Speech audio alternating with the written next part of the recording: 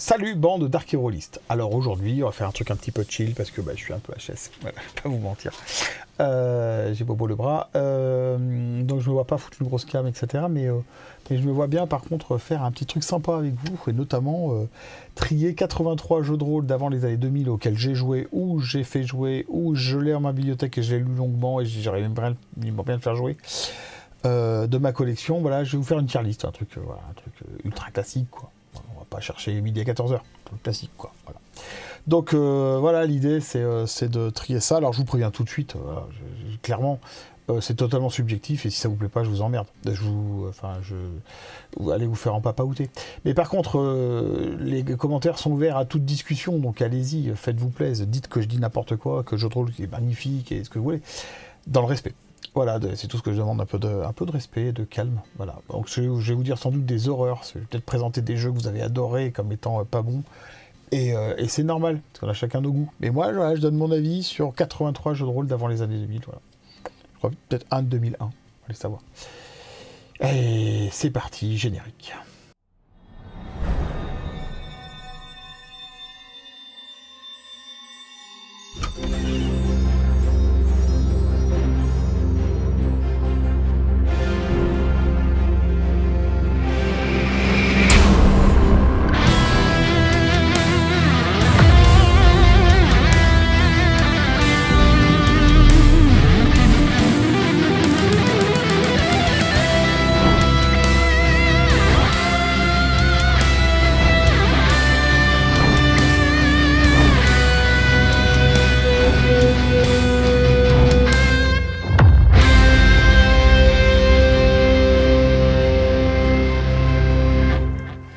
Alors on s'y met tout de suite, histoire de pas y passer 22 heures, parce qu'il y a quand même 83 jeux les gars. Et on va commencer avec une horreur absolue, avec Workshop. Ah ouais, je vous ai pas parlé des petites catégories que j'ai mis en place, vous les voyez peut-être là. Donc top du top, c'est la Oufrite c'est mort, on est d'accord là-dessus. Voilà, la Oufrite c'est mort, c'est clair, c'est net, c'est précis. C'est bon mais pas mon préféré. C'est bon mais pas mon préféré. Bah ça veut dire que c'est bien, hein, mais ça veut dire juste que moi... ça passe pas forcément, je m'en suis lassé, ou ça m'attire pas spécialement. Ouais. Pas à la portée de tout le monde. Alors ça peut être un très bon jeu, mais sur certaines conditions de MJtage. Donc à vérifier quoi. Ce sont des jeux qui sont pas si faciles que ça à aborder, ou qui sont sur des thèmes un peu touchy. Voilà. Bouef pas top, je crois que ça se passe de commentaires. Hein. J'ai Bouef. Bouef. Ensuite, c'est dommage, Madame Chombier. Alors ça, c'est un jeu qui aurait pu être bien. Et puis qui a raté un truc. Ouais, qui a raté un truc assez fondamental pour que le jeu marche pas. Ah, ça c'est dommage. À réserver au MJ démerdard, c'est-à-dire qu'il y a un truc vraiment à prendre. Il y a un truc, pour les petits futés, là, il y a un truc à ruser, là. Bon Dieu que ça a vieilli, je pense aussi que ça se passe de commentaires. Il y a des jeux d'une époque qui pourraient plus passer aujourd'hui, quoi. Voilà, système de règles, le monde apporte. Enfin, ça passe pas. Ça passe plus. C'était déjà pas ouf à l'époque, puis alors maintenant c'est juste désespérant. Il y a quelques jeux là-dedans qui étaient bien à l'époque, et puis maintenant on peut plus jouer à ça. Mais voilà, mon Dieu que ça a vieilli, ça porte bien son nom. Et enfin, on va éviter d'en parler, et ça je préfère éviter d'en parler, vous comprendrez aisément pourquoi. Et on va commencer tout de suite avec Workshrog. Alors Workshrog pourrait aller dans plein de catégories à la fois. Le premier, il pourrait être à la fois... mon Dieu que ça a vieilli, on va éviter d'en parler, ça pourrait rentrer dedans. Moi, je vais le mettre à réserver au MJ des merdards.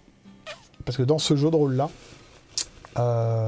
c'est du gothique, fantasy SF.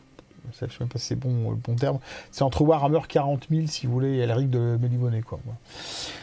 On joue l'espèce de bande de tueurs absolus, surentraînés, surarmés, surdrogués, pour raser la galaxie.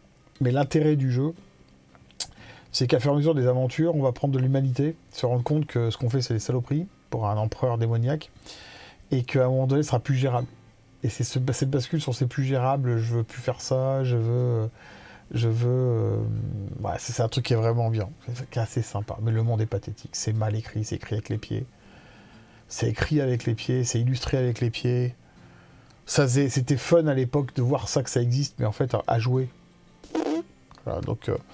réservez juste un peu cette idée là de déchéance. C'est pas mal. C'est pas le seul à avoir fait, mais un jeu de rôle, c'était les premiers, je pense, avoir mis dans le jeu de rôle.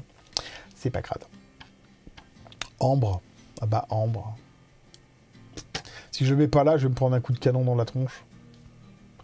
Le monde est forcément extraordinaire.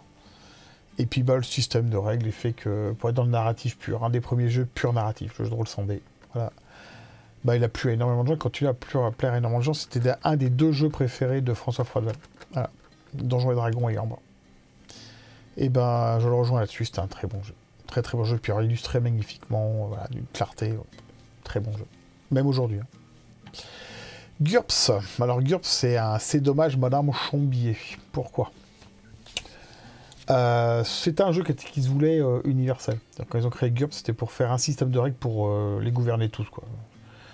Et en fait, il y a plein de suppléments qui ont été faits aux États-Unis, mais en France, ça n'a jamais vraiment accroché. Et avoir tout faire, avoir faire le gâteau 1000 fois bon, GURPS est passé à côté, en fait. On n'a pas su quoi en foutre de ce truc-là.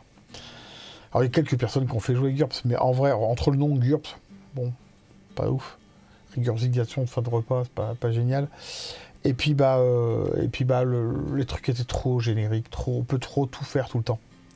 Et comme disait si bien François Froideval, un bon jeu de rôle, ça n'est pas ce qu'on met dedans, mais ce qu'on enlève. Voilà. Je crois bien que c'est lui qui me l'a dit. Hein. J'espère pas froisser ni Jean-Marie, ni Didier Guirix, ni Pierre Rosenthal en disant ça, mais je crois bien que c'est François qui m'avait dit ça, qui me dit voilà, ce qui est important, c'est pas ce qu'on met, c'est ce qu'on retire. Bien ça. Ah, Empire et Dynastie. Alors je vais mettre ça à pas à la portée de tout le monde. Alors déjà, c'est un système de jeu un peu ancien. Mais on s'en passe. Enfin, vous savez, hein, tout le monde se gargarise des systèmes de règles. Et en vrai, quand vous jouez dans les campagnes, combien de fois vous passez à côté des règles, vous faites un GD de temps en temps et vous jouez en fait. Hein. Les règles, elles sont bien d'être là pour arbitrer, en tant qu'arbitre. Mais quand tout le monde sait à quoi qu'on joue, il n'y a plus besoin d'arbitrer. Donc, les systèmes sont simples. Ce qui est hyper intéressant, c'est qu'on joue une dynastie. C'est-à-dire qu'on prépare avec son perso l'avènement de ses enfants, de ses petits-enfants, de sa petite... c'est assez cool, en fait. C'est très, très cool. C'est-à-dire que, ouais, ton perso va mourir. Parce que ton perso, à toi, le vrai perso que tu crées, c'est une dynastie. C'est un ensemble de personnes. Donc, c'est assez cool. C'est sur des histoires à très long cours. Ça se joue forcément en campagne. Mais c'est beau. C'est un bel objet. C'est un jeu qui pourra plaire encore à des gens très, très pointus. Donc, je le mets dans pas apporter le tout le monde. Ah, Nightcrawler. Je vais le mettre dans C'est dommage, Madame Chambier. C'est un des jeux de croc. L'idée était vraiment sympa. On joue des voleurs. Toutes sortes de voleurs. Il y a des voleurs de différents types, des guides de différents types de voleurs. Enfin, on est dans l'orgie de voleurs. Voilà, dans la voleuritude. Bon, déjà, mine de rien, c'est un jeu qui posait un petit problème. C'est qu'il y a des joueurs qui peuvent pas encaisser de jouer de voleurs. Hein, donc, c'est un peu chaud, quoi. C'est un peu chaud de se jouer à un jeu où il n'y a que des voleurs. Déjà qui nous cassent un peu les roubignoles dans les parties de Donjons et Dragons à vouloir faire les sacs de leurs copains en plein milieu d'une partie. Ouais, Nightcrawler, il n'a pas trouvé son public. On a fait quelques parties, nous, c'était sympa dans le principe, mais de là à faire durablement des parties dans le long terme, etc., je pense que le monde est un petit peu trop étriqué dans cette notion de voleur. Bon, dommage, c'était sympa. C'était vraiment sympa, il y a des bonnes idées dedans. Ah, la légende des 5 anneaux. Alors les 5 anneaux, hein, si je le mets pas là-haut, je me prends un tir de fusil aussi. C'est très bien. C'est très très bon jeu. Voilà. C'est un vieux jeu qui à l'époque, quand il est sorti, était vraiment au top du top de la passion pour le Japon pour avoir certaines personnes. Et de la fantaisie japonaise. C'est très très bien. C'est vraiment très très bien. Voilà. Kung Fu Panda est arrivé après. Mais ouais, c'est un très bon jeu. Si vous aimez vous avez une sensibilité pour le Japon médiéval et fantastique, c'est extraordinaire. Pas pour rien qu'il est encore là. Celui-là, il est vraiment très très bien. Ah, dommage, c'est Madame Chambier. Ça, la Division de l'ombre, vous connaissez sans doute pas. C'est les éditions Flamberge qui faisaient ça. Le système de règles est comme n'importe quel jeu de cette époque-là, c'est-à-dire, voilà, je sais même pas comment dire. Ça se joue, mais c'est pas ouf.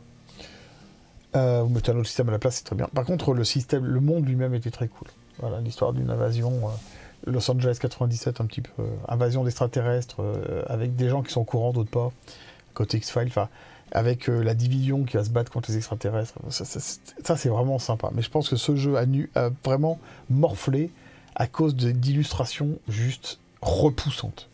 Si vous étiez attiré par le produit, les illustrations se chargeaient de vous empêcher de l'acheter, quoi. Dommage. Voilà, quand je l'ai lu, j'ai trouvé des trucs intéressants dedans, dans un monde. Si vous voulez faire un monde justement un peu SF, invasion, ennemis intérieur, c'était vraiment pas mal du tout. Mais le jeu, la qualité d'édition, c'était des trucs à petit budget, avec du papier photocopié pour les suppléments, enfin. Mais juste les illustrations m'ont fait tomber les yeux à un moment donné. C'est une horreur. C'est une horreur absolue. Alors, méga banger de tous les temps, V1 de Warhammer. Et je la mets au-dessus de la V4, la V3, la V2 réunies. C'était génial. Voilà, c'est super, ça marche très bien. Il faut pas optimiser Warhammer. Enfin, alors la V4, je la ferai jouer, elle est géniale. Elle est bien. Mais la V1, il y avait rien à la retoucher. Voilà, c'était un des premiers jeux de rôle, un bouquin tout en un. T'arrives, t'achètes un bouquin, t'as tout dedans. Créé par Game Workshop sur le monde de Warhammer Battle. Ça marche super bien. Et ça a apporté un autre type de jeu. Le côté un petit peu sale. C'est pas du médiéval, hein, puisque c'est Renaissance un peu. C'est un univers qui est cracra et qui marche très bien. Et puis vous pouvez dire ce que vous voulez, mais entre les Snotlings et les Skaven, etc., il y a un vrai monde. Il y a un vrai monde qui, finalement, n'a pas été tant pompé que ça ailleurs. Moi, Warhammer, la campagne impériale, à faire jouer au moins une fois dans sa vie, c'est un gros banger, et c'est encore un gros banger. Et si vraiment vous aimez ce genre d'ambiance un peu fantasy, bien sûr, mais pas donjontesque, c'est parfait, quoi. C'est parfait. C'est excellent. Feng Shui, je mets en bref, pas top. C'est marrant, hein. Il y a des gens qui s'éclatent à Feng Shui, ce côté un petit peu second degré de la bagarre, et il y a des ninjas partout. C'est marrant. Enfin, moi j'ai un MJ qui me fait jouer comme ça, avec des ninjas roses qui nous attaquaient. Je me suis amusé, je vais pas vous mentir, je me suis amusé, mais voilà, à l'occasion comme ça, mais c'est pas un jeu qui me botte. Au contraire de Méga. Alors Méga, les gars, j'ai envie de le mettre là, ça va pas le faire. Parce que là, ça passera pas auprès de tout le monde. On va le mettre dans pas à la portée de tout le monde. Pas à la portée de tout le monde, parce que c'est un excellent jeu de SF, multi-univers, multitemporel, etc. Ça marche très très bien. Où les joueurs ont une vraie raison de faire leur mission. Et ça, c'est vraiment bien, quoi. C'est un des rares jeux, c'est assez rare finalement, un jeu où le fait d'exister en tant que joueur dans cet univers implique qu'on ait des choses à faire. Ben, c'est parfait. Moi, je vous le dis, il y a Mega 5 qui est sorti de Didier, là, il y a quelques années maintenant, qu'on trouve facilement le 5e paradigme. Les règles se sont complexifiées, c'est un petit peu plus hardcore gamer, mais bon, les premières éditions étaient vraiment super sympas. Et je pense que ça reste un jeu, un monde qui est vraiment très très bien. Donc si vous aimez la hard SF, avec multi-univers, allez-y, foncez, quoi. Méga, c'est vraiment très très bien. Alors jeu suivant, Berlin 18. Alors Berlin 18, très bon jeu. Très très bon jeu. Qui a pas pu se développer au fil du temps comme il aurait dû, tout simplement, hein, parce que les auteurs sont pas mis d'accord avec les Croc en parlera dans son interview que j'ai fait avec lui. Donc ça a donné cops à la fin. Mais Berlin 18, ouais, c'est un jeu qu'on a bien kiffé, quoi. On a bien kiffé. Je me rappelle avoir créé un supplément. On avait fait un magazine avec un ami dans lequel on avait fait des suppléments pour Berlin 18, notamment sur le death metal brutal, etc. C'était vraiment... Death Metal Brutal, à l'époque, c'était une blague. Le jeu de mots, c'était une blague. C'est devenu un vrai style de métal. Donc, Berlin 18, très bon jeu. On joue la police crasse, quoi. C'est très bien. Ça joue bien. Ça joue très bien. Si vous aimez ça, un petit peu, l'ambiance cracra de la police des bas quartiers, des trucs un peu glauques dans les ruelles, c'est vraiment très très bien. Avec de la pourriture un peu, du dessous de table, etc. C'est vraiment un très bon jeu. Empire Galactique, alors, c'est tellement bien. Pas à la portée de tout le monde. Pareil, c'est de la hard SF, hyper quali, avec des illustrations de dingue, du matériel de dingue, et des technologies super bien trouvées pour expliquer le voyage dans le monde, etc. C'est vraiment très très bien.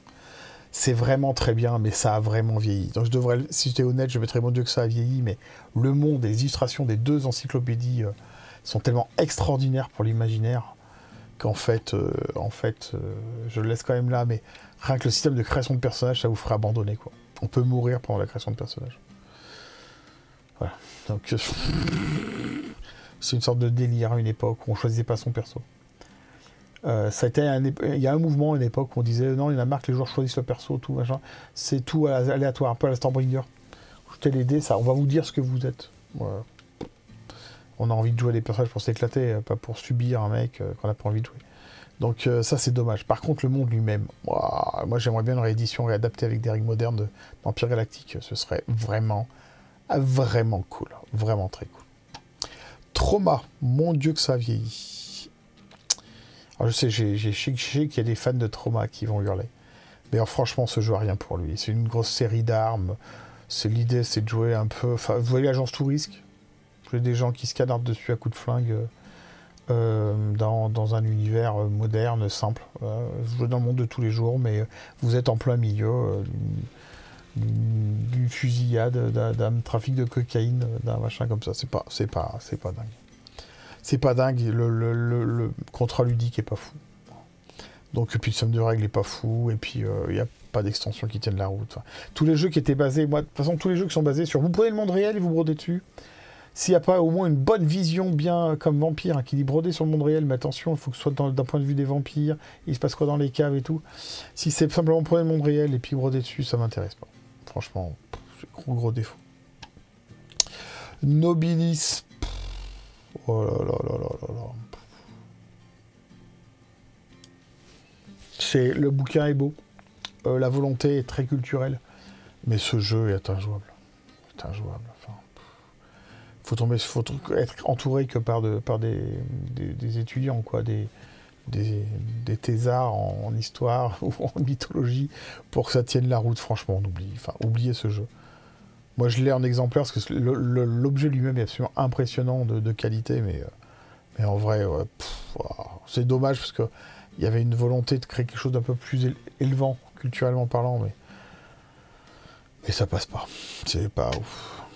Ah, ensuite, nous avons Stella Inquisitorus, la version SF et Space Opera de INSMV. Alors, je vais mettre Bouef pas top.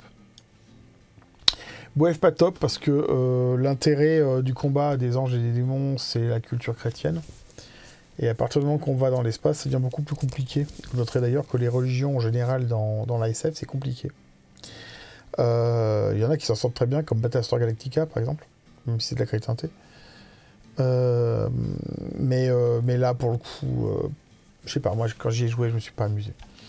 Donc, ouais, c'est pas le jeu qui m'a... Bref. Je sais qu'il y a des gens qui sont amusés avec moi, vraiment, bref, quoi. Ensuite, Multimonde. Oh là là là là, Multimonde. Mon Dieu, que ça a vieilli. Ça a vieilli, c'était déjà pas bon à l'époque. Voilà. C'est un mauvais jeu. C'est pareil, c'est de la RDSF, hein, mais avec des gens qui n'ont pas su écouter le public et qui n'ont pas fait un jeu basé sur on va s'amuser ensemble, quoi. Ils n'ont pas écouté les éditeurs, ils n'ont pas écouté Oriflame quand ça a été édité, ils sont rentrés en force. Et bah ça fait un flop en force, quoi.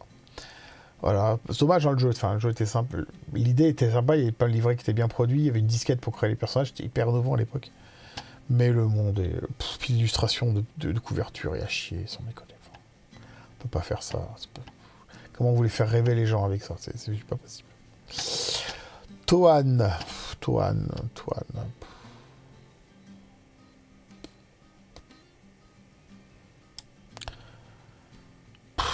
J'ai pas la culture des bouquins où c'est sorti, donc en fait, je m'y retrouve pas, quoi. Je m'y retrouve pas. C'est pas un jeu qui me passionne plus que ça, vraiment. Ensuite, à Animonde. Alors ça, c'est un gros dommage, Madame Chombier. On pourrait le mettre à réserver au MJ des Merdards. Je vais même faire ça par respect pour Croc. Un des plus gros flops de l'histoire du jeu de rôle des années 80. Hein, la légende dit que... Enfin, c'est pas la légende, hein, Croc disait que ses collaborateurs à Oriflamme s'étaient fait des fauteuils en pile d'Oriflamme non vendus pour se foutre de sa gueule. C'est bien dommage. Ce jeu est arrivé beaucoup trop tôt. Beaucoup trop tôt. Et la passion de Croc pour les systèmes de règles uniques à chaque fois a fait qu'il a voulu ressortir un énième système de jeu.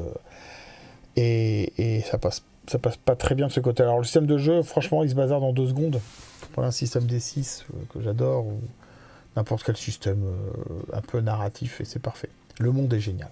Le monde d'Animonde est parfait. L'idée est géniale. Un jeu dans lequel, quand vous tapez sur les autres, vous allez faire un jet pour voir si vous n'êtes pas trop émotif et que finalement, vous regrettez, vous allez essayer de soigner le mec parce que vous avez des remords. C'est génial. Un monde où l'empathie est la principale interaction avec les gens. C'est un vrai bijou. Un vrai. Ça, je suis intimement convaincu qu'Animonde mériterait une édition moderne avec un système de règles modernes. Vraiment. Animonde. Si jetez un coup d'œil sur les PDF. Moi, j'ai lu. C'est génial. C'est génial. Un monde de symbiose avec des animaux où on demande gentiment à la serrure de s'ouvrir parce que c'est pas un pote à nous. Parce que les animaux viennent vous protéger parce qu'ils sont domestiqués pour ça. Enfin voilà, toute technologie est basée sur les animaux. C'est génial. C'est absolument génial. Moi j'adore, perso. Et je pense qu'on sortirait de jeu d'aujourd'hui qu'un système de jeu moderne, un crowdfunding avec des Illucali, tout le monde fonce. J'en suis convaincu. Bloodlust. Bref.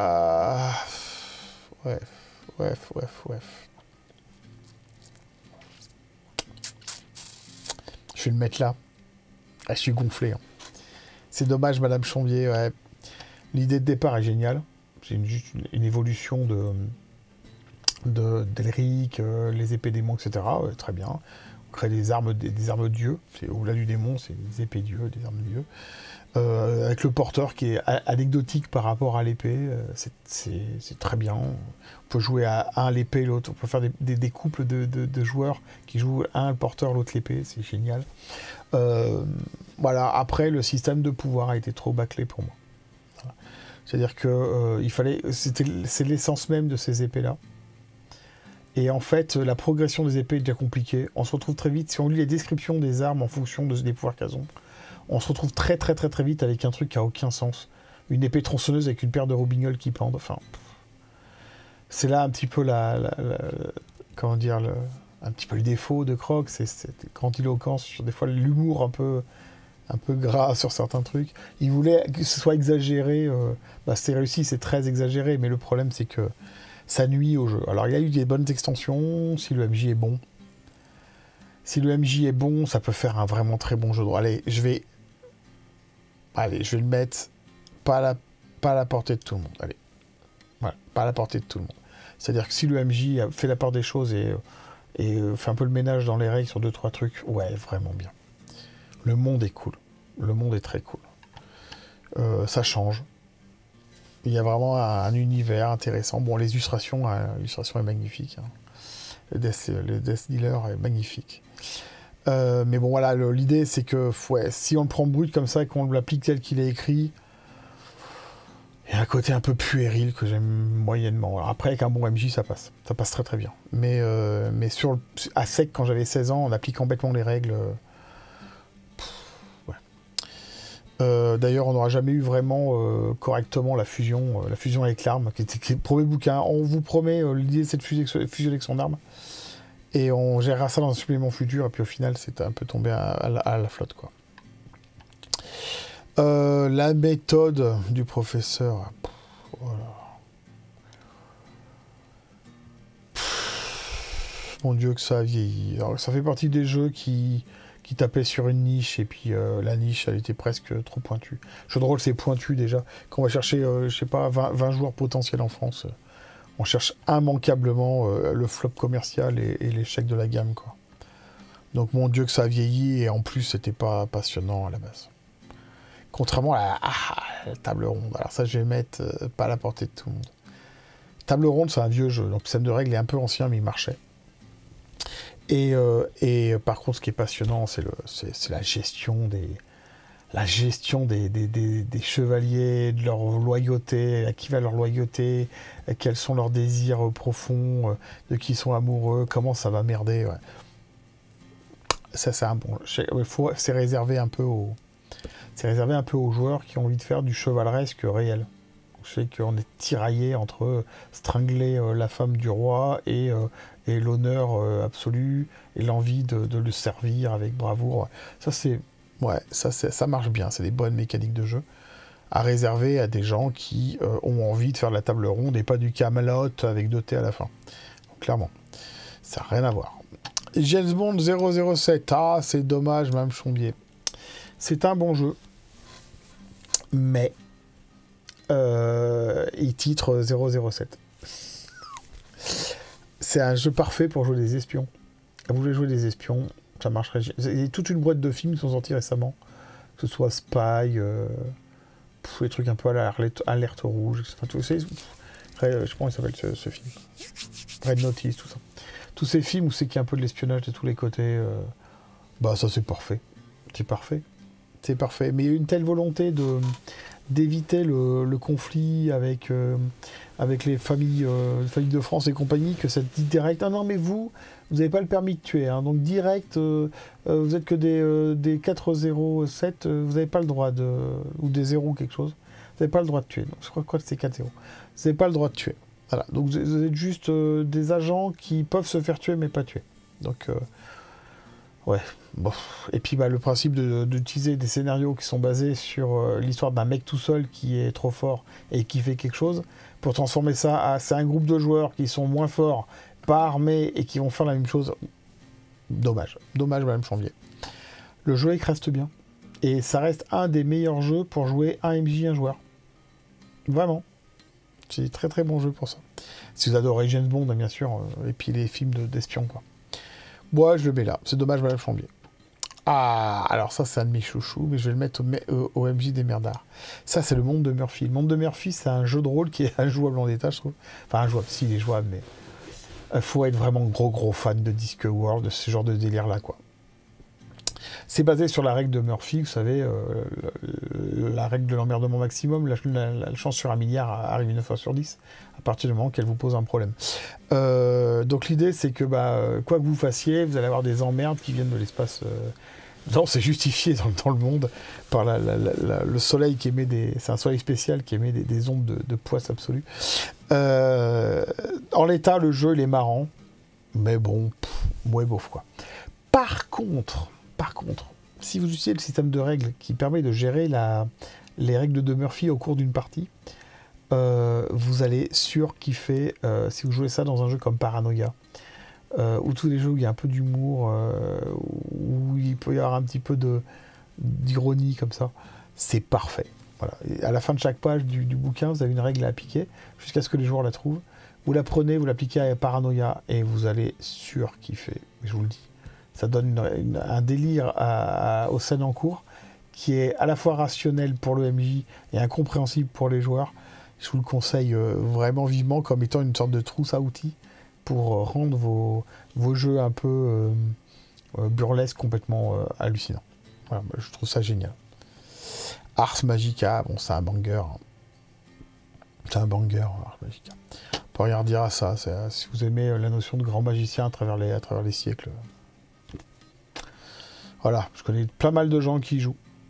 Et des campagnes à long cours absolument hallucinantes.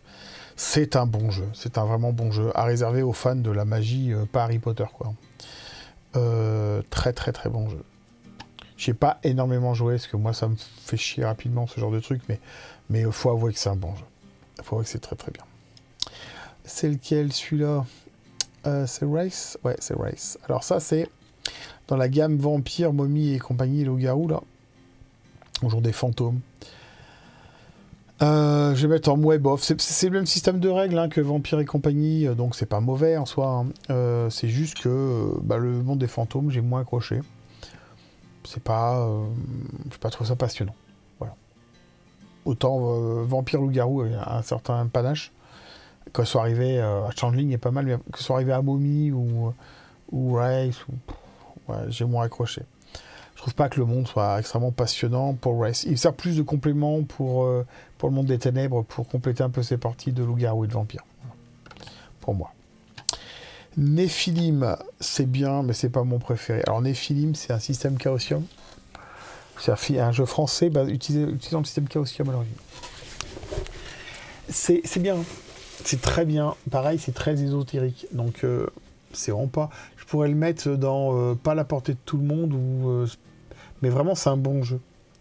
C'est un très bon jeu. Donc, après qu'on commence à chercher à faire un peu autre chose que simplement défoyer du monstre, on va rentrer un peu dans l'ésotérisme. C'est bien. C'est bien. C'est carrément bien. Mais, moi, j'y ai joué, je l'ai fait jouer. Non, rapidement, je passais à autre chose. C'était trop... pas assez distrayant pour moi. Simulacre. Alors, Simulacre... Mon Dieu, que ça a bien vieilli. Quand c'est sorti, on ne comprenait pas trop où voulait en venir Pierre Rosenthal. Moi, de mon côté. Hein.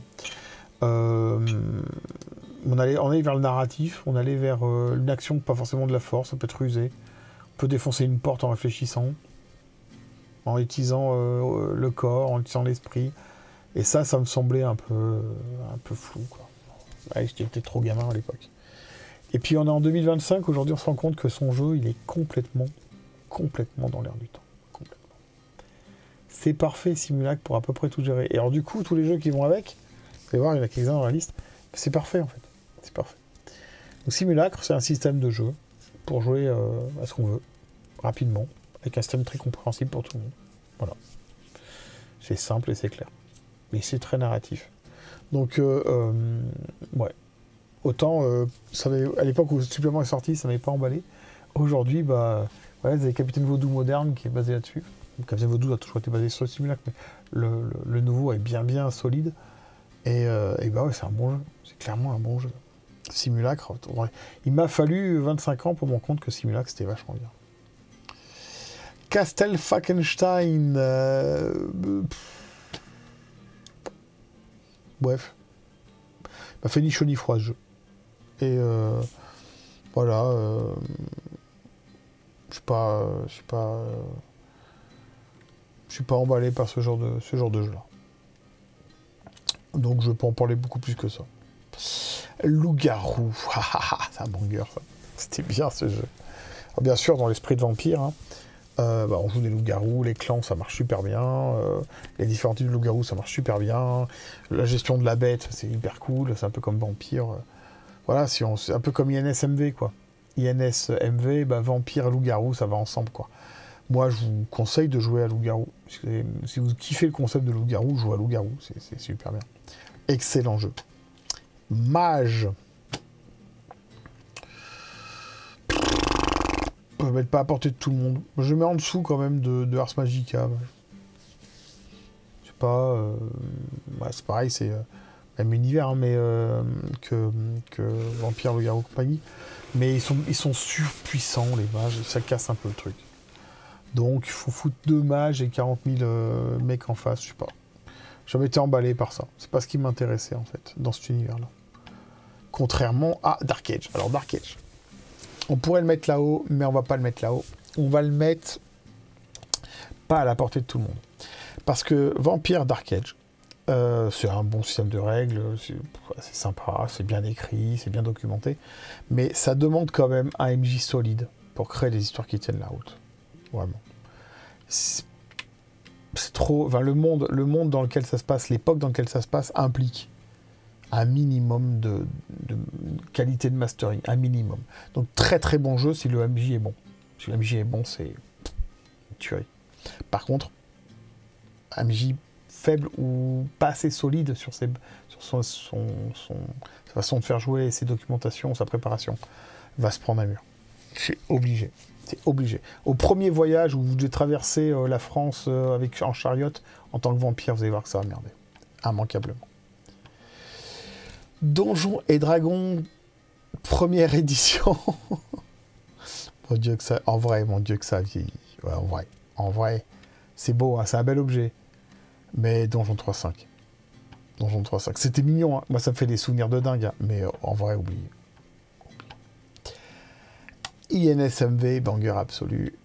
Voilà, jeu de rôle de Croc, le gros succès de Croc. On joue soit des démons, soit des anges, en opposition avec Dieu et Satan qui sont partis en cure à la bourboule. C'est à 50 bornes de chez moi. Ouais, très très bon jeu. Le système a pas mal vieilli. Le système est excellent. C'est pas basé sur De Bons Présages. C'est concomitant. Je sais pas si c'est basé sur... Ça m'étonnerait. De Bons Présages sorti après. Très très bon jeu. Si vous avez Ange des monstres, cette ambiance-là, très très bien. Vraiment excellent. Guild. Alors Guild. Pour moi, c'est un excellent jeu. À partir du moment... C'est un des premiers jeux Legacy. C'est-à-dire que dès qu'on découvre ce qui est au milieu du continent, ça s'arrête là. On passe à un autre jeu. qui est un autre guide, la suite. C'est un jeu de découverte, d'exploration de continents. Moi, ce que j'invite tout l'MJ à ce que le mystère au milieu de continent soit pas le même que celui qui est proposé. Soit que pour jouer avec n'importe quel groupe qui puisse pas savoir ce qui va s'y passer. Mais le système de règles, la fraîcheur du système de règles, des classes, des gens qu'on peut faire, etc. La fraîcheur du jeu lui-même est extraordinaire. Très très bon jeu. Alors là, on est sur Polaris, pardon. Polaris. Oh là là. Je vais éviter d'en parler, de ce genre de jeu-là. Moi, je me fais chier dans ces jeux-là, c'est une horreur. Donc, pour moi... Ouais, il y a des gens qui vont hurler, là. Hurler. Mais pour moi, franchement, je vais éviter d'en parler. C'est pas très bon, quoi. Mec ton Z. Dans le principe, c'était pas mal, hein. Dans le principe. Pour jouer des mechas et tout, si t'as envie... T'es Japan addict de mecha et de Robotech, etc. C'est cool, hein. Sauf que, bah, au final, moi, beauf. C'est encore, ça fait partie des trucs, des rêves qu'on a de faire un personnage avec son mecha, machin. Et on passe trop de temps à faire des personnages de mecha. Si on a une bagarre et qu'on pète le mecha, on fait la gueule pendant 3 sessions. Enfin, voilà. Ouais. Contrairement à Raoul. Alors, Raoul, jeu de rôle absolu. 12 pages, 16 pages de règles, un supplément de 16 pages pour jouer au camping. J'ai oublié le G exprès. Camping des flots bleus de Franck Dubosc, qu'on est en plein dedans. On est en plein dedans. La même. Le plat à huîtres enterré pour empêcher que le camping soit rasé, c'est la même chose. Si vous kiffez ce genre de film de conneries, là, vous allez adorer Raoul. Moi, j'adore ce jeu. C'est un excellent jeu second degré. Dur à trouver, mais en fait, il n'y a pas de règle. Vous jouez à pile ou face ces situations, c'est exactement ça, en fait. Donc, c'est toujours une chance sur deux de réussir. Moi, je vous conseille vivement Raoul. Vraiment très, très vivement. Ensuite, ça, c'est bien. Ça, c'est bien. Pour pas la porter de tout le monde. Légende des contrées oubliées, le jeu de rôle. Si vous avez lu la BD, vous allez surkiffer. Alors la BD, le monde est sympa. Et le jeu est mignon. Il marche bien. Pas à portée de tout le monde, parce qu'il faut vraiment adorer la BD et avoir un peu de capacité de fabrication d'histoire pour s'intéresser. C'est un peu des jeux dangereux. Les jeux où c'est que tout a été un peu fait comme Stormbringer et que les joueurs n'ont pas forcément trouvé leur place. Donc à réserver, pas à la portée de tout le monde, quoi. Mais ouais, très jeu sympa au format BD d'ailleurs. Milk Crazy, alors très très bon, mais c'est pas mon préféré. C'est juste le type de jeu là. Voilà, la crétinité au Xe siècle. Enfin, tout ce qui est basé sur la religion, déjà j'ai du mal. Donc je sais que beaucoup de gens y jouent et adorent ce jeu, mais moi ça m'intéresse pas. Si Frère Cadval, c'est cool, mais ça, bon. Histoire de fou à réserver au MJ des merdards. Pareil, alors Histoire de fou en termes de jeu de rôle, c'est nul à chier. Vous jouez des gens normaux qui, dans une situation quelconque, font un délire collectif. Et la mission va être de sortir du délire collectif. Aucun intérêt. Ça se joue dans le monde de tous les jours. T'es à la supérette en train d'acheter des bananes, pouf, délire collectif. Alors déjà, c'est très très vite fait que ça parte complètement en couille au niveau de l'histoire. Pas ouf, quoi, vraiment. Pas ouf. Histoire de fou. C'est pas ouf. Par contre, le système de délire collectif et comment sortir d'un délire collectif est génial si tu joues dans Donjons et Dragons, le groupe qui a été hypnotisé par une créature, ou qui les a charmés, ou qui les a drogués, ou qui les emmène dans un endroit magique où ils sont prisonniers dans l'esprit, etc. Parfait. Génial. Génial. Donc il faut lire ça juste pour dire le jour où dans l'appel de Cthulhu, ils lisent un parchemin maudit qui les envoie dans un monde de rêve délirant. Parfait. Parfait. Ça aide bien à gérer la mécanique de quand est-ce qu'on est encore dans le rêve, quand c'est qu'on n'y est plus. Ça, c'est génial. Avant Charlemagne, mon Dieu que ça a vieilli. Un des tout premiers jeux de rôle en France. Le système de règles a vieilli, la façon de présenter les choses a vieilli.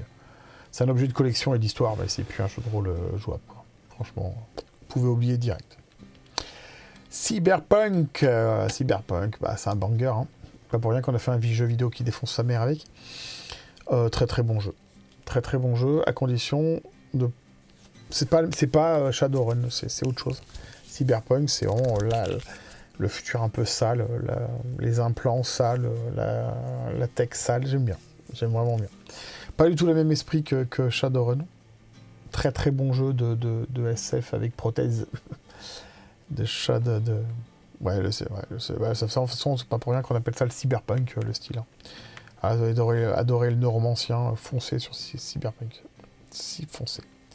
L'ultime épreuve, premier jeu de rôle français, après le jeu de plateau, jeu de rôle, le château des maléfices, créé par Froideval dans le hors-série numéro 4 de jeux de stratégie, un truc dans le genre là. J'ai un peu je fais du drop naming au pif pour essayer de tomber dessus, mais je crois que c'est un peu ça.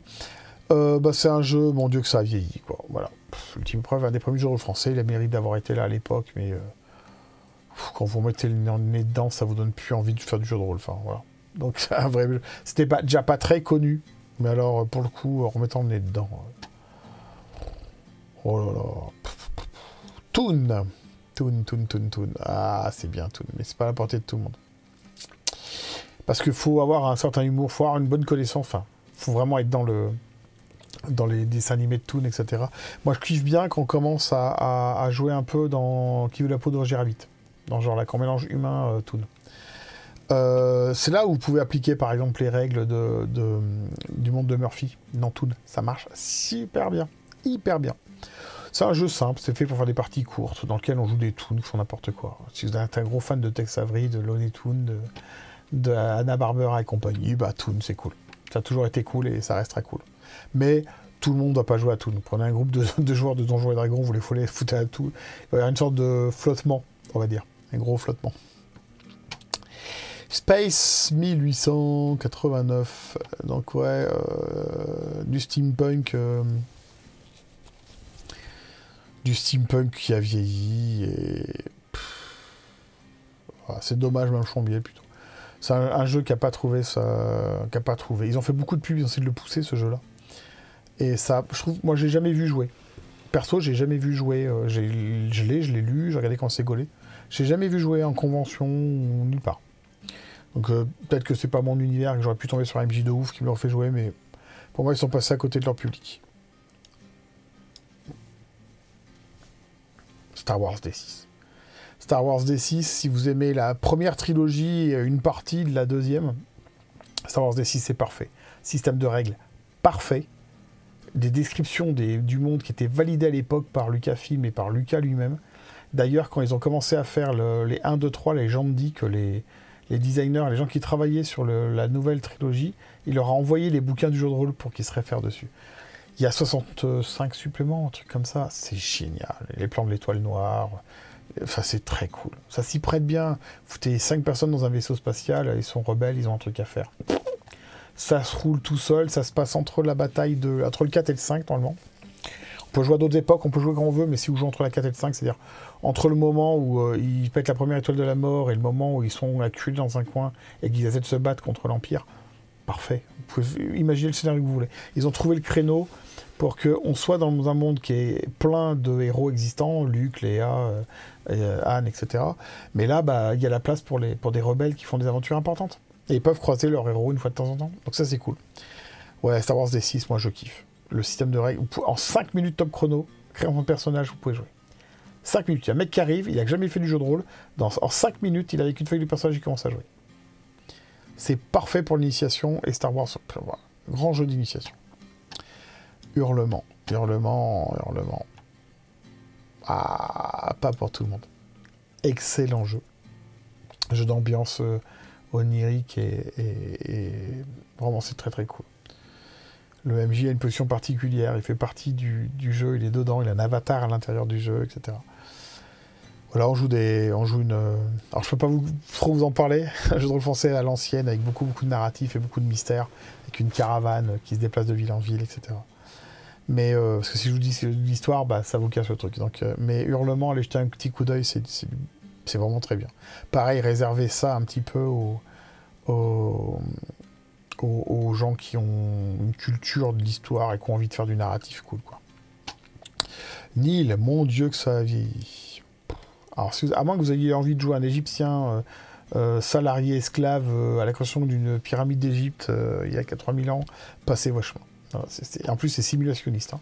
Vous avez bien fait du papyrus, votre encre est bonne. Enfin, faut vraiment être passionné par l'Égypte au point de pas endormir la nuit pour jouer à ce jeu-là, je vous le dis, moi.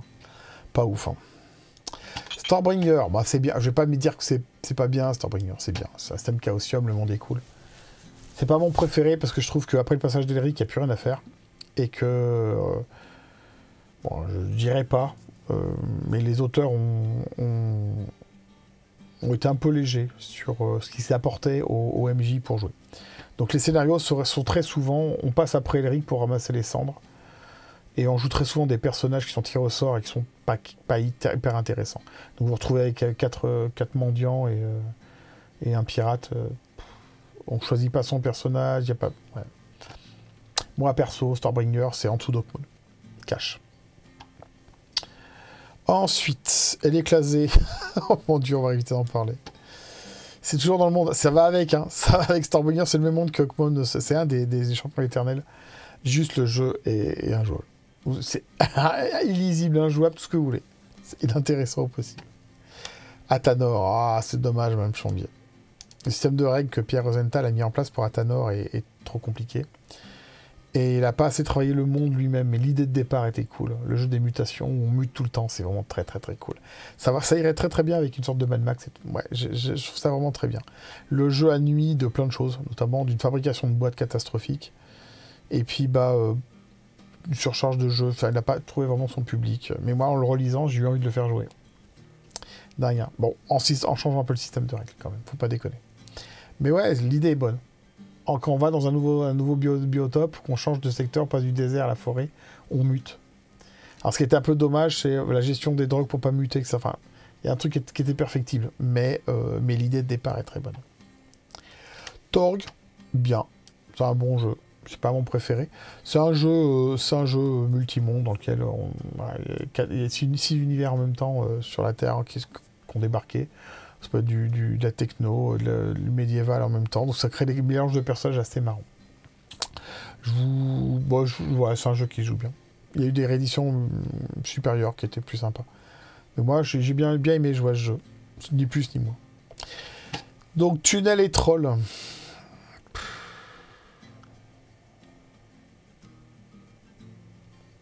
Je vais encore me faire taper dessus, mais Tunnel et Troll, c'est pas ouf. Je vais mettre dans mon dieu que ça a vieilli. Mais le système de règles, par exemple, où tous les gentils jettent leur dés, quand tous les méchants jettent leur dés, on additionne tout le monde, on regarde qui a fait le plus, on fait la différence, c'est ça qui est en point de vie. Ah oui, on peut faire plus de stratégie après, plus tard, on sépare les groupes pour faire que 3 groupes contre un autre, etc. Mais moi, Tunnel et Troll ne m'a pas apporté un monde riche, ne m'a pas apporté une narration riche. Ça m'a pas fait rire, le nom des sortilèges un peu pourris, là. Franchement, j'en ai plusieurs, hein, des Tunnel et Trolls. Je les ai lus avec attention, je ne ferai pas jouer Tunnel et Trolls, même en débutant avec des enfants. Même s'il est plus simple que Donjons et Dragons d'époque. Alors il date de 75, je vous l'accorde, hein, c'est un vieux jeu, c'est le second jeu de rôle après Donjons et Dragons. Mais je trouve qu'il n'allait pas forcément dans le bon sens. Contrairement à Greg Stafford qui a développé le système Chaosium, qui arrivait très très vite. Je trouve que Tunnel et Troll, c'est pas... Alors je sais, je vais me faire taper dessus, parce qu'il y a des fans de Tunnel et Troll qui sont des fans depuis longtemps, mais je peux pas dire autre chose de ça, je suis désolé. 7ème mer... Ça va être 7ème mer. Ouais, c'est un bon jeu. C'est pas mon préféré, mais c'est un bon jeu de KPDP. Ouais, c'est un très bon jeu. J'ai pas fait beaucoup jouer. Mais ouais, il est bien. Pas dire le contraire. KPDP, bateau... Voilà, Pirates des Caraïbes en vue. Vous avez kiffé jouer. Culte.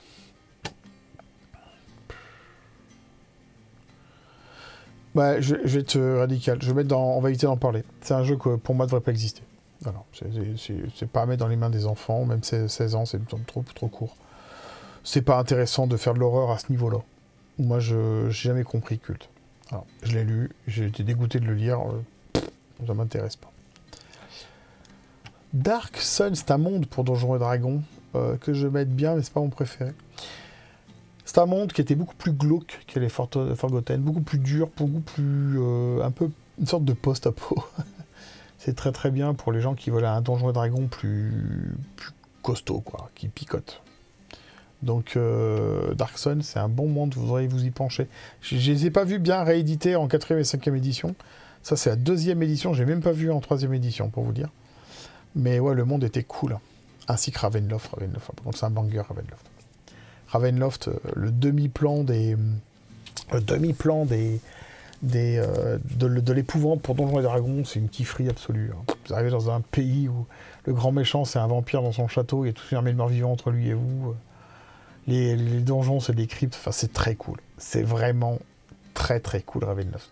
C'est là que Vecna vient. Enfin, Vecna, elle était dans Ravenloft à un moment donné. Elle faisait partie de Greyhawk, puis après, elle est passée dans Ravenloft avant de revenir. Donc, si vous avez kiffé Stranger Things, vous allez kiffer Ravenloft. Moi, je vous le dis. Planetscape, c'est un des mondes qui m'a moins plu, par contre. C'est un post-apo aussi, c'est du genre Fallout. Je vais mettre à réserver, on va pas à la portée de tout le monde, quoi. C'est réservé à certains types de publics. Il y a le jeu vidéo qui est sorti à une époque, et ça m'avait rebuté, ce type de monde-là, pas génial. Et pour finir la série, bah, Forgotten Rim. Forgotten, quoi. Les Forgotten, un des meilleurs mondes de jeux de rôle, fantasy, Medfan qui a jamais été fait, donc c'est très bien. C'est très bien, c'est un jeu de rôle de découverte, vous pouvez y aller. L'idée, c'est d'aller découvrir le décor, d'avancer, de voir ce qui est plus loin. Voilà la ville d'à côté, c'est qui la contrôle, comment je vais m'en sortir, quelle quête je peux trouver. C'est super bien. Baldur, c'est là-dedans. Tous les Baldur Gate sont là-dedans. Ouais, les Forgotten. Puis en plus, il y a une petite collection de bouquins. C'est pas de la grande littérature, mais une petite collection de bouquins pour enrichir le monde. C'est toujours sympa. Ensuite, Advanced Dungeons Dragon Oriental Adventure. Alors, ça c'est bien. C'est très bien aussi si vous aimez le Japon. Je pourrais le mettre là, pas mon préféré, parce que je suis pas très japanophile. Mais juste pour, en honneur de François Froidval, qui nous a quitté il y a pas longtemps, je vais le mettre là. Ça, c'est un jeu qui a été fait à l'initiative de Froidval. C'est lui qui a eu l'idée de faire ça. Puisque dans les premiers Casus, si vous regardez bien, c'est lui qui a directement sorti une classe de samouraï pour Donjons et Dragons. Il était tellement passionné par les samouraïs, le Japon, l'honneur, machin, tout ça, que c'est lui qui a poussé dans ce sens-là. Et il a dit, bah tiens, il faudrait faire un supplément Oriental Adventure. Il a commencé à le taper tout à la machine, que je l'ai vu, j'ai vu l'original de ça. Et quand c'était le moment de l'éditer, si vous voulez, c'est le moment où Gygax s'est fait virer de TSR, et donc Froidval dans la foulée, c'était son assistant. Du coup, quand ils ont créé l'Oriental Adventure deuxième édition, etc., ils ont repris l'idée, ils ont tout viré ce que Froidval avait fait d'original, et ils ont fait leur truc. Donc il y a quand même beaucoup de différences entre l'original de Froidval et ce qui a été édité dans le commerce. Mais n'empêche que l'idée était bonne, et que si vous aimez ce qui est oriental, bah c'est génial. C'est une très bonne façon de faire du Donjons et Dragons, moi j'aime beaucoup. Pas mon préféré. Mais je le mets là-haut, pour François qui est là-haut. Hearthstone. Bah, dommage, même Chambier. L'idée c'était de faire un jeu de rôle à la suite de Shadowrun, parce que Shadowrun, l'idée c'est que la magie est ressurgie au moment de Shadowrun, en 2029, dans le premier, c'est-à-dire que hop, la magie ressurgit, du coup, tout plein de choses se passent, y compris la réapparition de la méta-humanité. Et là, ils ont l'idée de faire il y a 10 000 ans, au moment où la magie disparaissait. Ça n'a jamais pris. Il y a pour une grosse gamme, hein. Hearthstone, il y a une grosse gamme. Moi, j'ai tous les suppléments, mais moi, je kiffe pas. J'arrive pas à kiffer ce jeu. Je le trouve trop... peut-être trop désespérant, trop tôt dans la fin, trop... Tous les jeux où, en général, ça me tienne un peu, quoi. Donc, niette pour moi. Maléfice, c'est un bon jeu. On va le mettre pas à la portée de tout le monde. Maléfice, bah, c'est un jeu basé sur les mystères qui se passent dans nos régions, quoi. C'est génial parce que vous pouvez créer des trucs qui sont ancrés dans le collectif. Vous prenez les légendes locales et vous transformez ça en scénario pour Maléfice, ça passe super bien. Donc il y a un côté régional, culturel, documenté faut le faire ça un peu dans le passé pour bien faire. Mais Maléfice, c'est vraiment très bien. C'est un bon jeu d'enquête basé sur du mystère. On tape pas dans l'horreur comme Chill ou l'appel de Cthulhu, mais on tape dans des vieux mystères avec des trucs chelous, des paysans qui veulent pas dire ce qui se passe dans leur champ la nuit et tout. J'aime bien. Moi, j'ai beaucoup aimé Maléfice. Par contre, évidemment, la table, il faut qu'elle soit prête à jouer à ce genre de jeu-là. L'ambiance se casse la gueule tout de suite, quoi. Ce serait dommage. Rêve de dragon. Très bien, mais pas mon préféré. J'y ai joué beaucoup, à cette édition, à la première édition d'ailleurs. C'est très poétique et faut avoir une fibre poétique autour de toute la table pour que ce soit vraiment hyper intéressant. L'édition que j'ai actuellement, c'est une réédition avec tous les scénarios qui ont été publiés de Cassius Belli dedans et tout, avec une belle mise au propre, avec des super illustrations. Donc, c'est un super objet, c'est tout à fait un... Dès qu'on a trouvé la bonne table, c'est un très bon jeu de rôle à faire jouer. C'est un très bon jeu de rôle. Pas mon préféré, parce que quand je fais du Medfan, je suis un peu bourrin. Quand je veux pas faire du bourrin, je fais pas du Medfan. J'ai du mal à concilier les deux. Donc voilà, Rêve de Dragon, très beau jeu. Très très beau jeu. Pour l'époque, même magnifique. Mais pas, pour moi, pas suffisamment d'attachement pour vous le mettre tout là-haut. Bah, Shield par contre. Alors, Shield, ouais, je sais. Il y a plein de gens qui vont me dire c'est un sous-jeu ou je sais pas quoi là. C'est génial. Shield, c'est génial. Si vous avez kiffé une fois dans votre vie les Contes de la Crypte, vous allez adorer Shield. Voilà. Le principe, c'est qu'il va vous arriver à un truc d'épouvante, vous ne savez pas quoi. Vous ne savez pas quoi encore. Ça peut être un loup-garou, ça peut être un vampire, ça peut être une statue qui a pris vie, ça peut être un truc chelou, vous ne comprenez pas ce que c'est. Shield, c'est génial. Moi, je me rappelle d'une scène où on s'est fait attaquer par des mains de morts-vivants dans un marais qui essayaient de nous faire tomber d'un radeau. On avait pour se défendre des pelles et des machins comme ça, c'était génial. C'est absolument génial. Et puis la mécanique de départ, vous faites partie d'une association de gens qui sont là pour lutter contre tous ces phénomènes-là, dans l'ombre, parce que les gens ne comprennent pas ce qui se passe, et vous n'avez pas de moyens, parce que c'est en mode cheap, 3 francs 6 sous.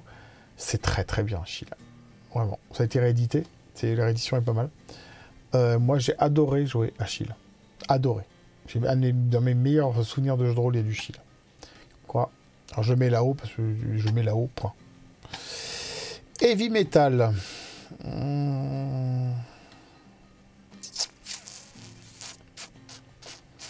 C'est un jeu de croc encore. Il y a des bonnes idées dedans. Je mets dans Dommage. C'est dommage, Madame Chombier. Il y a plein de bonnes idées, mais je pense que le système de règles est un peu ripé. Un peu crispé, les gens. Enfin, je sais pas. Faut savoir que à cette époque-là, quand c'est sorti, on n'avait pas Netflix et compagnie. Hein. C'est-à-dire que pour nourrir l'imaginaire d'un MJ dans ce genre de monde-là, si on n'avait pas une gamme de suppléments assez bien foutue derrière, c'était chaud. Hein. C'est pas pour rien que Cassius Belli ou les jeux de rôle mettaient très souvent des listes d'inspiration, avec des listes de bouquins à lire, de films à voir, de musique à écouter. Parce qu'on n'avait pas accès à autant de savoir qu'aujourd'hui. Aujourd'hui, vous cherchez, vous rentrez dedans, vous cherchez des inspirations, vous allez trouver plein de trucs, tout de suite. Vous demandez à ChatGPT, ça va être vite fait. Même s'il va avoir raconté plein de conneries, en tout cas, vous allez avoir des sources de renseignements. Vous allez pouvoir chercher l'info, quoi. Là, à l'époque, je trouve que c'était peut-être pas assez documenté pour qu'on puisse en faire quelque chose de bien. Voilà. Donc, Heavy Metal, bon jeu dans le principe. Dommage, ça n'a pas trouvé son public, dommage. Dommage. Ça a été joué un peu plus, mais pas... JRTM, banger sa mère. Ouais, banger. Ouais, je sais, le système de règles, il a l'air compliqué comme ça, mais en fait, il est parfait pour JRTM. Pour le Seigneur des Anneaux, c'est parfait. C'est parfait pour jouer le bouquin, peut-être pas les films. Mais quand on aime le bouquin avec sa lenteur et sa narration et son épique, etc. Moi, je trouve que le système de règles qui vient de Rollmaster est particulièrement bien. Il y a un respect dans la relation qu'on a avec le monde. Faire une action épique, c'est pas si simple. Il y a quelque chose il y a quelque chose à mettre en œuvre pour que ça apparaisse. Et je trouve que l'ambiance qui sort de JRTM, j'ai beaucoup fait jouer JRTM, l'ambiance qui ressort de JRTM, c'est une ambiance qui est compatible avec le Seigneur des Anneaux. Voilà. Qu'un système plus rapide, plus percutant, nous tire un petit peu trop vers Donjons et Dragons. Donc, JRTM, très bon jeu de rôle pour moi, même si les règles sont un petit peu craquantes, quoi. Croquignolesque. Vampire, pareil, banger. Vampire qui a fait venir les femmes, les jeunes filles et les personnes plus sensibles au jeu de rôle. Parce qu'on est rentré dans le narratif et puis on était en plein dans la vague Entretien avec un vampire avec Brad Pitt et Tom Cruise. Et voilà, c'était un phénomène de société. Tout le monde kiffait Entretien avec un vampire. Le jeu de rôle est arrivé. On a roulé dessus, tout le monde l'a acheté. On s'est retrouvé avec des filles à la table. Quand vous faisiez jouer Vampire dans une convention ou dans une assos, vous pouvez vous retrouver avec 3-4 filles avec vous. Là où avant, c'était quasiment pas possible de jouer avec des filles. Vous invitiez des jeunes filles à jouer à Donjons et Dragons. La plupart des temps, c'était non. Et quand c'était oui, elles étaient plus bourrines que nous. Donc, on faisait pas les malins. Mais voilà, Vampire, super porte d'accès à un nouveau type de joueur. Et à un jeu sur lequel le thème marche tout seul. On joue à un vampire, on a la tiraillée entre la bête, notre humanité, nos envies personnelles. C'est génial. C'est génial. Le système de règles fonctionne bien. Hein. Vampire, à fond. À fond. Et beaucoup plus facilement que Dark Age, qui est, somme toute, axé dans une époque qui est plus compliquée à gérer. Vampire, c'est bien. Très, très bien. Je sais pas ce que ça donne, les toutes dernières versions, je vais pas vous mentir, je les ai pas achetées, je les ai pas lues. Moi, j'ai la première et la deuxième édition, ça me va très bien comme ça. Ouais, évidemment, ça gère pas les téléphones portables et Internet comme aujourd'hui, mais on n'est pas obligé non plus. On peut très bien jouer dans les années 90, à l'époque où il n'y avait pas les téléphones portables, et ça apporte beaucoup de narration, je vous garantis. Puis ça apporte un peu d'exotisme pour les jeunes aujourd'hui. N'hésitez pas à jouer à une époque sans téléphone portable. Legend, un des premiers jeux de rôle, mon Dieu que ça vieillit. Un des premiers jeux de rôle français, c'est très bien. Hein. C'était très bien à l'époque, Legend, mais c'était un peu élitiste, quoi, on va dire. Donc, ouais, très bon jeu pour les gens qui y ont joué, mais en vrai, dépend beaucoup du MJ. Et le système de règles a vieilli. Vous pouvez oublier. Donjon 3.5, je vais le mettre devant tout le monde, là. Je veux pas savoir. C'est pas la peine. Je laisserai les commentaires, parce que je suis pas comme ça, mais c'est pas la peine de m'assassiner en disant que Donjon 4 et Donjon 5, c'est mieux. Pour moi, il y a le top de Donjons et Dragons a été atteint, l'optimum a été atteint avec Donjon 3.5. Voilà. Le 3 était bien, le 3.5 corrigeait quelques erreurs. Parfait. Parfait. Et si vous êtes un MJ qui savait faire le tri entre toutes les propositions qu'on a eues dans le D20 système, de tout plein de... soit dans le Sorcery, Dragonlance, même Archipel qui a fourni des règles complémentaires, etc. Ouais, franchement, Donjon 3.5 c'est génial. Et puis, serait-ce que pour jouer la campagne Archipel, qui se passe dans Donjon 3.5. C'est génial. Génial. Ce système de jeu est parfait. Et parfait. Moi, je vois. Et puis, il a eu énormément de suppléments édités. Énormément. Bon, regardez, j'ai 1 mètre linéaire, là. Vous voyez ici, là? J'ai 1 mètre linéaire de Donjons et Dragons 3ème édition. Avec les Forgotten, avec plein de suppléments sympas. On peut jouer en épique, on peut jouer les personnages monstrueux. Tout était prévu, tout est bien foutu. Pour moi, franchement, Donjon 3.5. Donjon 3.5. Le reste, 4 c'est du jeu vidéo papier pour moi, et le 5 n'a fait que replâtrer les choses, n'a pas réatteint le niveau de 3.5. C'est que mon avis, et puis comme je vous ai dit, votre avis c'est votre avis, le mien c'est le mien. Mais moi, perso, si vous voulez, mon avis, Donjon 3.5, c'est là-haut que ça se passe. Voilà. C'est d'ailleurs le donjon qui m'a réconcilié avec Donjon. J'avais joué à Donjon 2, Donjon 1 vite fait, Donjon 2 beaucoup, mais ça me saoulait les tacos et compagnie, ça me faisait chier. Tout ça pour pas payer les droits d'auteur à Gary Gygax. Là, TSR, ils abusaient. Quand la 3.5 est arrivée, après Wizard, je fais « Ah, donc ça peut être ça un Donjon et Dragon. » Ouais, c'est vraiment bien. C'est vraiment très bien. Avec un bon MJ, c'est même fabuleux. Donc ça, avec les Forgotten de 3.5 ou avec Ravenloft, c'est parfait, quoi. Je veux dire, voilà, c'est un excellent jeu. Excellent jeu. Vous pouvez jouer des dizaines et des dizaines et des dizaines d'années avec Donjon 3.5. Sans problème, sans vous lasser. Capitaine Vaudou. Ah, j'adore. Moi, j'adore. Alors ça, c'est la première édition. Donc je vais le mettre... bien, mais c'est pas mon préféré, la première édition. Il était sur un simulacre un peu abrupt. Et puis le monde n'est peut-être pas décrit autant qu'aujourd'hui. Très, très beau produit. Très, très, très, très, très beau produit. Pirate et Vaudou. Ouais, c'est parfait. C'est parfait. Il y aura un Pirates des Caraïbes, en Pirates des Caraïbes, je vous garantis. Puis alors, tous les thèmes étaient abordés. Hein. Vous kiffez Pirates des Caraïbes, vous pouvez y aller dans Capitaine Vaudou. C'est un très très bon jeu. J'ai fait une belle partie avec Jean-Marie Noël il y a 1 an ou 2 là. C'était vraiment super bien. Moi je kiffe que Capitaine Vaudou. Je ferai pas jouer. Pas cette version-là. La toute dernière version, la belle édition qui a été faite en crowdfunding, ouais, plus. Ouais. La première édition de Capitaine Vaudou, c'était un supplément de Cassius Belli, moi. C'était pas assez complet pour me faire plaisir. Mais ouais, je pourrais le foutre en banger aussi. Enfin, en vrai, je pourrais le mettre au-dessus, mais ça commence à faire beaucoup de jeux en haut. Pardon, Jean-Marie. J'aurais dû le mettre peut-être là-haut, mais... Alors, dans les bangers, ouais, Hawkmoon.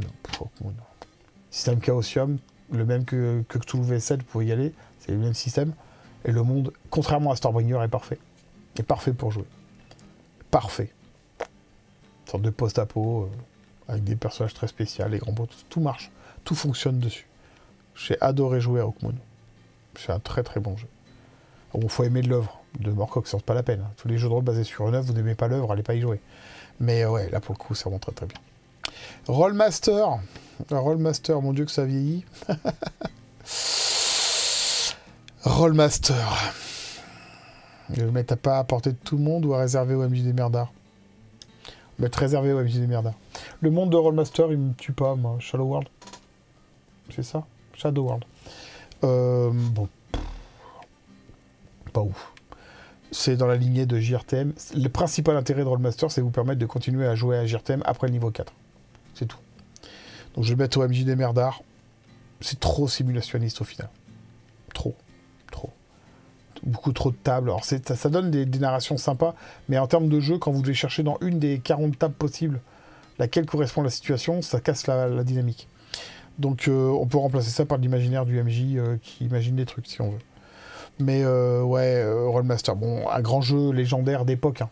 Mais on peut que le réserver au MJ des merdards. Faddington, j'avais kiffé ce jeu à sa sortie. J'avais bien kiffé. Je vais mettre ça à pas la portée de tout le monde. C'est un bon jeu de SF, c'est un peu dans la lignée de Stargate.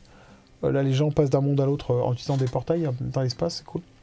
Il y a une notion de grands anciens aussi, ça n'a pas été construit par les humains. Ouais, c'était sympa, c'est de la vraie belle SF, faut aimer la SF. Hein. Faut vraiment aimer la grosse SF qui tâche. Mais Faddington, c'est un bon jeu de SF.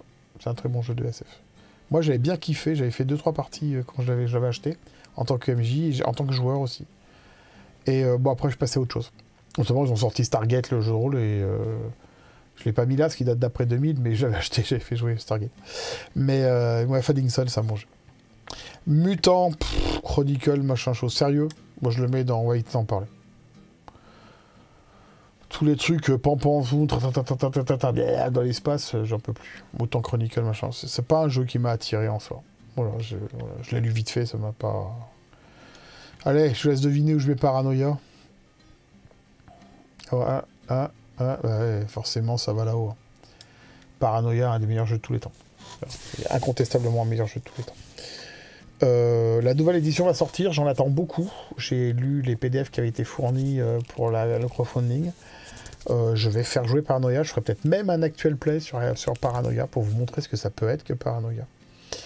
J'adore ce jeu. Je l'adore. J'adore Paranoia. J'ai l'intégrale de ce qui a été fait en français, plus quelques trucs en américain. Y compris la sans détour que j'étais tenté de brûler, mais je l'ai pas fait. Salut Lucas. Non, en vrai, Paranoia, deuxième édition, c'est parfait. Après, ce qui présente dans la nouvelle a l'air très cool.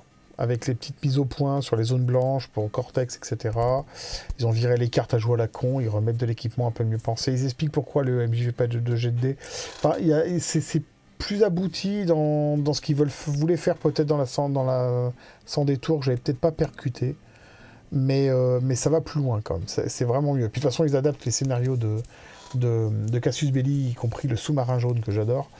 Donc je pense qu'ils ont forcément retravaillé la notion de PNJ et tout ça. Donc on va voir ce que ça donne. En tout cas, je vais essayer de le faire jouer comme vous avez compris un petit peu ma façon de jouer, avec des éléments du monde de Murphy dedans. Voilà, pour dynamiser le Paranoia. Mais la notion du dé de l'ordinateur, que quand le dé de l'ordinateur donne le résultat, on sait que l'ordinateur vient voir, ça dédouane le MJ d'être un MJ sadique. C'est pas lui qui choisit. L'ordinateur vient voir ou il vient pas voir. Et ça, c'est très, très, très, très cool. Vraiment, je referai une review là-dessus. Hein. Mais moi, Paranoia, première édition, c'était un peu bordélique au niveau des règles. Au niveau de la V2, c'est génialissime, avec des suppléments de dingue. Et puis après, vous attendrez peut-être la nouvelle version pour y jouer. Mais Paranoia, quel jeu. Vraiment quel jeu. Il a été, hélas, vraiment... l'emmerdant, c'est qu'on a fait croire au MJ que c'était un jeu pour tuer les joueurs. Qu'il fallait les tuer à tour de bras. Et non, c'est pas du tout l'esprit. L'esprit, c'est que les joueurs doivent progresser, mais ça doit coûter très très cher de progresser. Tellement cher que quand à la fin, ils n'ont plus qu'un ou deux clones en étant arrivés niveau vert... Quand on leur fait une mission bien merdique où ils ont tous les risques de se planter, là ça devient fun. Vraiment excessivement. C'est déjà fun à la base, mais ça devient épique. Et je pense vraiment qu'il faut bien lire le monde de Paranoia. Parce que ils reviennent aux communistes apparemment dans la nouvelle édition, heureusement, parce que c'est ça le fun du jeu. C'est que même au départ dans l'histoire, ça t'est écrit bien après la chute du mur de Berlin. Dans l'idée, le bloc communiste était déjà désagrégé. c'était déjà du passé, le communiste. Parce que je vais expliquer dans ma vidéo sur Paranoia, je la mettrai en lien, tiens. Et bah là, ouais, sachez que c'est un banger, Paranoia. Dans les mains d'un bon MJ, c'est déjà bien. Dans un MJ exceptionnel, c'est oufissime. La Elite. Ah, spécial dédicace à Jean-Marie. La Elite, c'est vachement bien. Je vais mettre dans ses pas mon préféré. Parce que j'aime pas trop les villes, le monde. C'est pas ma passion. Moi, j'aime explorer les grandes étendues. Alors forcément, c'est un peu antinomique. Mais les parties que j'ai fait avec toi, c'est cool. Le monde est cool. Si vous aimez les villes-états, les villes-mondes, c'est... Même Ptolus, pour moi, Ptolus, c'est en dessous. Ptolus, c'est en dessous. Donc ouais, la Élite, la plus grande cité Medfan jamais créée dans l'histoire de l'humanité de France, par Cassius Belli. Non, excellent monde. Et la nouvelle l'édition actuelle, c'est qu'on peut encore trouver d'occasion, etc. Enfin, qu'on peut trouver qui était partie de la crowdfunding. Là. Ouais, c'est complet. Hein. C'est très très dense. Donc peut-être pas réservé à tout le monde. Ouais, on va mettre ça là. On va mettre plutôt ça là. Pas réservé à tous les MJ. Parce qu'il faut un MJ qui a une capacité de digestion assez importante. Mais c'est cool. Vraiment, c'est très très cool.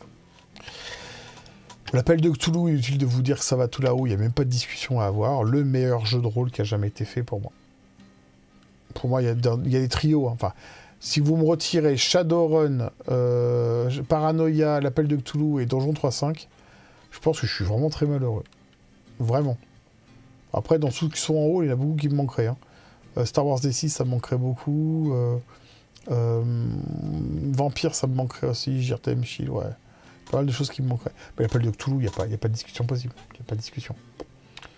Il y a 7 éditions, ça a toujours été d'une tuerie. Moi, j'ai l'intégrale de la version 1 à 5.5. Ça m'a coûté une blinde au fil des années. J'ai les 69 suppléments.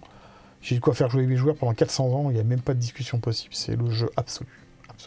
Les règles, c'est des nouvelles éditions et des aides au jeu. Mais en vrai, les règles n'ont quasiment pas bougé depuis le départ. C'est la même chose. Donc, ouais. Après, il y a eu des variations. Pulp Cthulhu est vraiment très très cool en moderne. J'aime bien. J'adore la V7. La V7, elle m'éclate.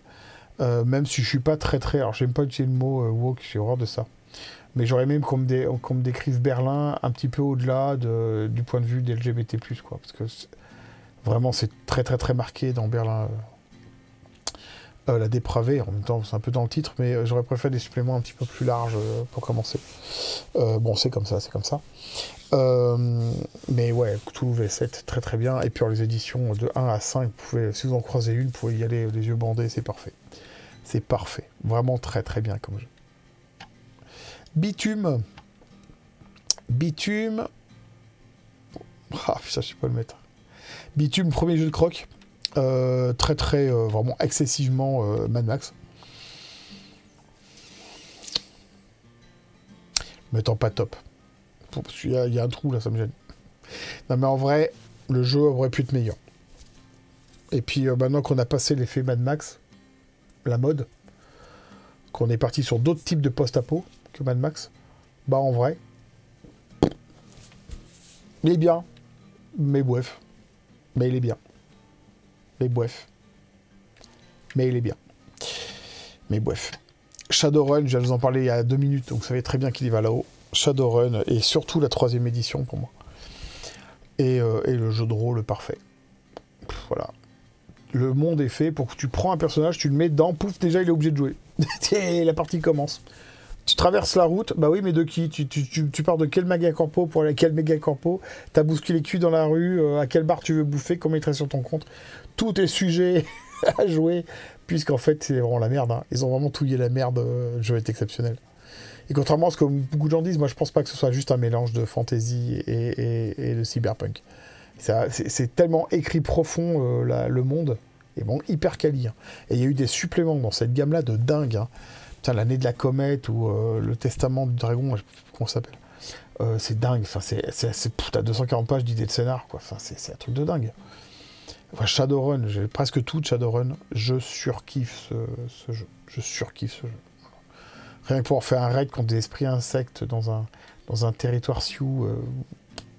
Je sais quand vous avez vécu ça une fois, vous savez ce que ça veut dire que le mot jeu de rôle.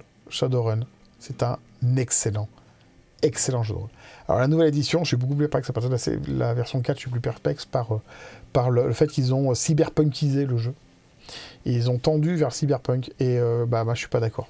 Parce qu'en fait, ce qui faisait Shadowrun, c'était ce qui était différent de Cyberpunk. C'est 2 jeux différents, 2 mondes différents, 2 ambiances différentes. Osaka, il y a une méga corpo dans Cyberpunk. C'est pas du tout la même façon de penser les choses qu'avoir un monde avec 12 méga corpos qui se tirent la bourre toutes les 4, toutes les 12.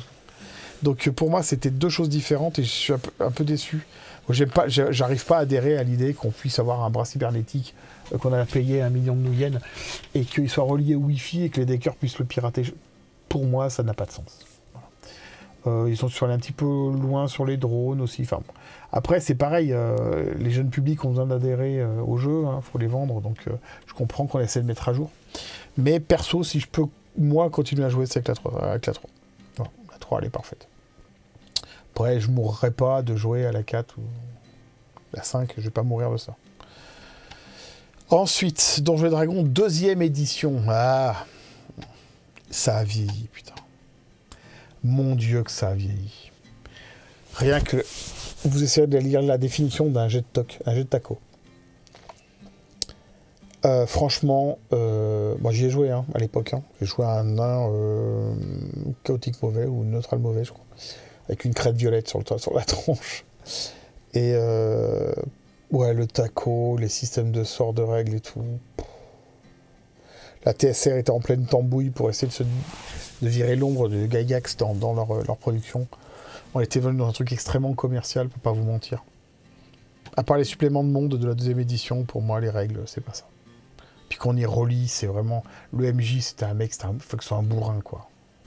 Donc non, franchement, 2e édition, ça a vraiment vieilli. 2e édition, et ça, c'est la 2e édition et demie. 2,5, ça a vraiment trop vieilli. Plus personne rejouerait à Donjon 2 s'il n'avait pas commencé par la Donjon 2, ou alors s'il avait vraiment une envie de rétro gaming, quoi. Peut être sympa d'ailleurs en rétro gaming un jour, de relancer une partie de Donjon 2 avec la façon de jouer de l'époque. Mais on est dans le rétro gaming. Il faut voir qu'il y a des trucs qui ont picoté un peu à des moments donnés. Deadland, alors là, clairement, très bon jeu, mais c'est pas mon préféré. Je supporte pas les cow-boys. Je suis désolé, je supporte pas ça. Le monde des cow-boys me fait chier, mais alors, majuscule souligné 3 fois. Donc Deadland, de bon jeu, c'est un mélange de Cthulhu et de Wild Wild West, pour être franc. Bon jeu, tout le monde dit que c'est un très bon jeu. J'ai même fait une partie, vous prenez un peu de plaisir à jouer, mais perso, moi, dès qu'il y a des cow-boys, ça me fait chier. Alors donc, désolé. Désolé pour ce jeu. Dragonlance, un des mondes de Donjons et Dragons, lui, je vais le mettre un peu en dessous. Pareil, pas mon préféré. Il est pas mal, Il justifie la relation entre les personnes entre les dragons, enfin, il y a des chevaucheurs de dragons et tout.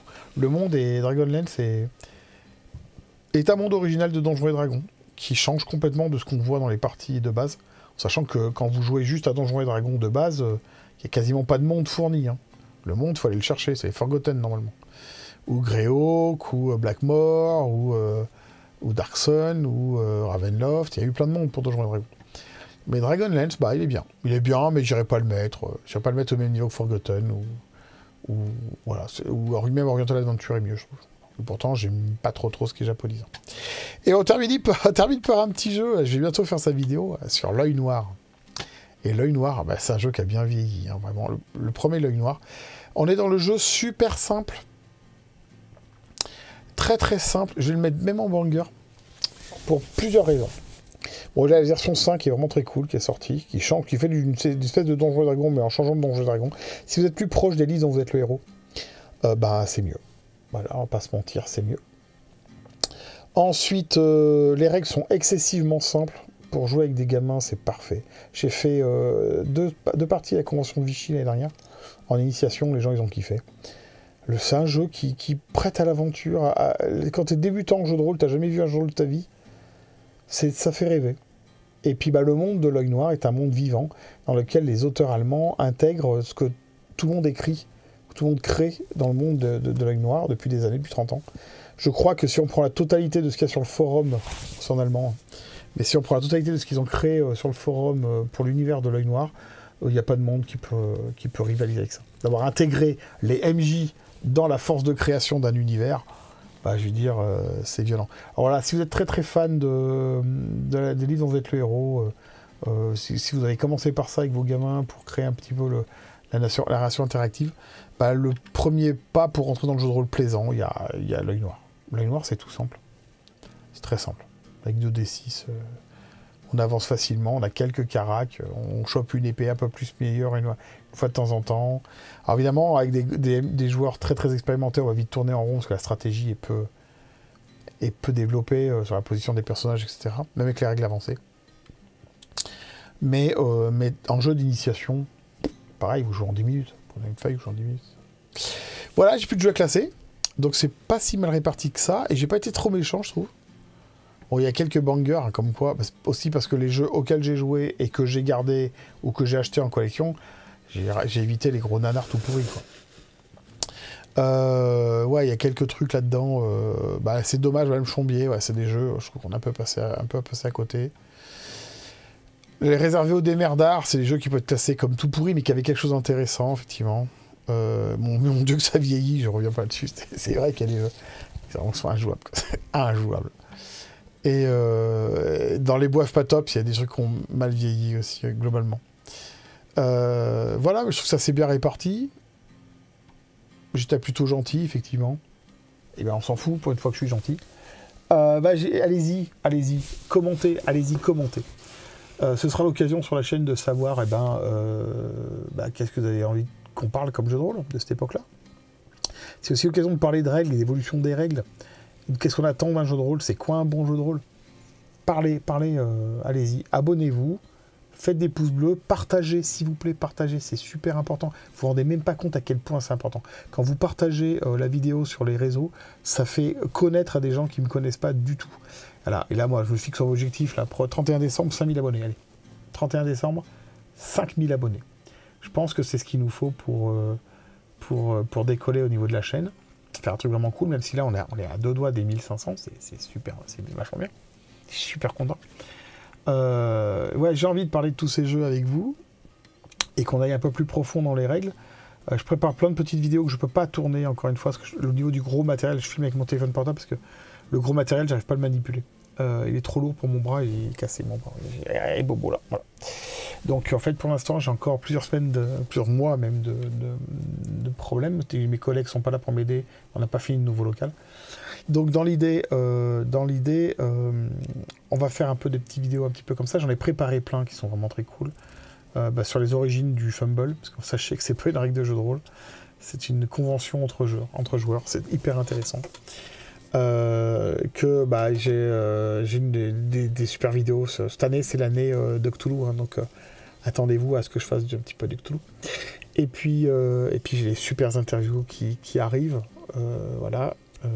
Notamment, j'ai déjà réalisé celle de Croc, donc pas trop tarder. Donc voilà, l'objectif, c'est tous ensemble arriver à un niveau où on va pouvoir parler correct, règles de jeu de rôle avancées. Qu'est-ce que c'est qu'écrire un scénario, voilà. Parce qu'il y a plein de choses à raconter là-dessus. Et je pense avoir plein de choses à vous raconter.